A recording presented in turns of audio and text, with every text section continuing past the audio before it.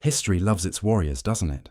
We celebrate the Vikings as fearless explorers, brilliant tacticians who carved their names across continents with steel and courage.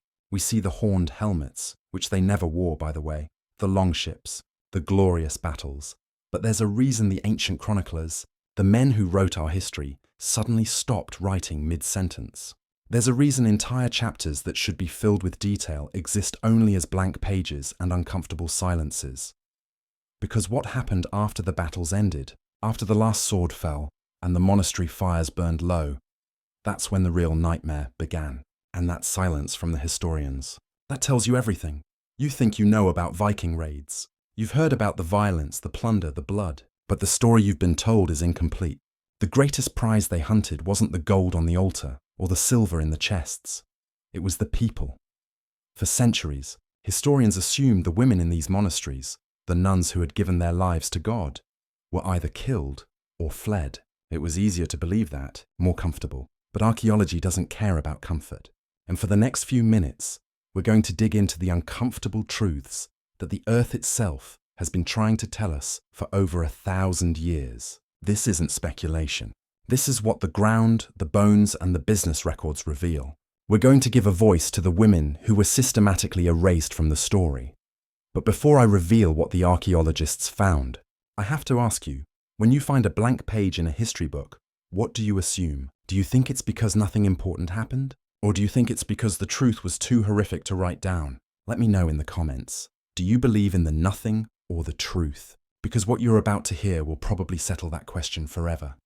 Let's go to Dublin. In 845, the monastery at Clonmacnoise falls. The Irish chronicler describes the slaughter of the monks in vivid detail, and then his writing just stops. No mention of the nuns, we now know why. Excavations at Dublin's Wood Quay didn't just find an old settlement.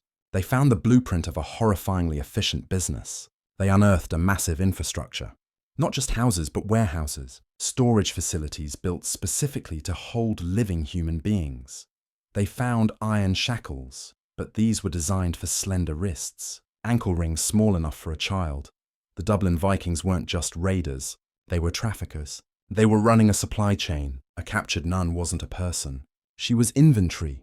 She was product, merchandise, with a specific market value. And we know this because, like any good business, they kept receipts. Runic inscriptions found in Schleswig show actual price carvings etched into stone. 20 silver pieces for a young nun in good health, 15 for an older one, 10 if she'd been wounded during the raid. Think about that. This wasn't a crime of passion. This was a business transaction, carved into stone for posterity. This was the 9th century equivalent of a dark web price list. They weren't just warriors. They were the logistical masters of a global human trafficking network. But here's the most chilling part. Being sold was the best possible outcome. For every woman who made it to the slave markets, there were dozens who never got that far. What happens to inventory that's too damaged to sell or too difficult to transport? In 862, Vikings attacked the monastery at Portmarnock. The Irish annals note the warriors killed defending it. And then, silence. No mention of the nuns, but the bogs near that monastery tell the real story. Excavations revealed 23 female bodies, all from that exact time period. Every single one showed identical trauma patterns, defensive wounds along their forearms, shattered ribs, blunt force injuries to the skull. These were not battle casualties. These were executions, slow, methodical ones. They didn't die in the battle. They died after it. And then there's the waste disposal. When the Great Army wintered at Thetford, their garbage dumps, their midden heaps, told a story the official records never could. Among the broken pottery and animal bones, archaeologists found infant skeletons, dozens of them. Every single one showed signs of deliberate skull trauma. These were systematic murders, children born from the assaults on these captive women, children that, under this brutal logic, were nothing but a byproduct. If the mother was property, the child was property, and if it couldn't serve, it was discarded. This is hard to hear, but it's critical to understand that this was not random chaos. It was a system designed not just to break the body, but to annihilate the mind and the soul. First, they legalized it. Norse law had a specific term, kona ein, owned woman. When a man was defeated, his wife became the property of his killer. The nuns, seen as wives of Christ, fell under that same law. Their consent was never mentioned because it was never required. The act was legal. Second, they used psychological theatre. When Irish forces retook Dublin, they found stone-lined execution pits. But these weren't for a quick death. They were 6 feet deep and 3 feet wide, too narrow to lie down, too shallow to stand up. The victims died in a crouch over days from thirst and starvation. This wasn't execution. It was a performance, a message to every other captive woman forced to watch. Obey, or this is your future. And third, the most insidious tactic, erasure. At Repton, below the mass graves, archaeologists found skeletons with traces of mercury compounds, deliberate poisoning. Mercury acts slowly. It causes madness before death. Why do this? Because under Viking law, the testimony of a madwoman held no legal weight. They poisoned them not just to kill them, but to ensure that if they ever escaped, no one would believe their story. It was the ultimate silencing. So what happened to the lucky ones? The ones who were sold? This wasn't a local problem. This was a global supply chain that stretched from Scandinavia to the Middle East. Isotope analysis on bones found in England shows women who came from Ireland and Scotland. They were dragged from their homes and traded across the sea like cargo. 9th century Arabic sources describe these slave caravans, stretching from the Baltic Sea all the way to Baghdad. And those sources specifically mention that fair-skinned Christian nuns fetched the highest prices in the Eastern markets. They were exotic treasures, status symbols. Dublin wasn't just a Viking city. It was a human processing centre. The Eastern route, a 1,000-mile journey, saw ship manifests carved in runes that listed human cargo right alongside furs and amber.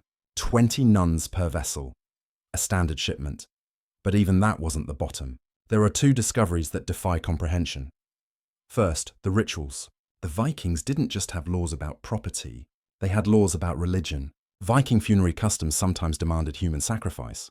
The writer Ibn Fadlan witnessed one in 921, a slave girl drugged, assaulted by multiple men, then strangled and stabbed to be placed in her master's funeral ship.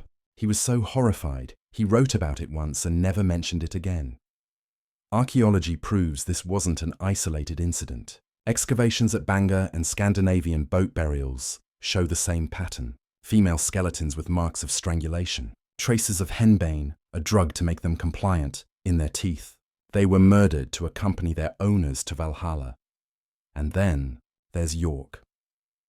Beneath the medieval rubble, archaeologists found a structure that appears in no text. 64 individual cells carved into stone, carbon dated to the height of Viking control. Every cell had chains embedded in the walls. This was not a prison. It was a breeding facility. Bone fragments show every occupant was female. Everyone endured multiple pregnancies, and all were discarded when they could no longer produce children. This building stood in the heart of York. Everyone knew.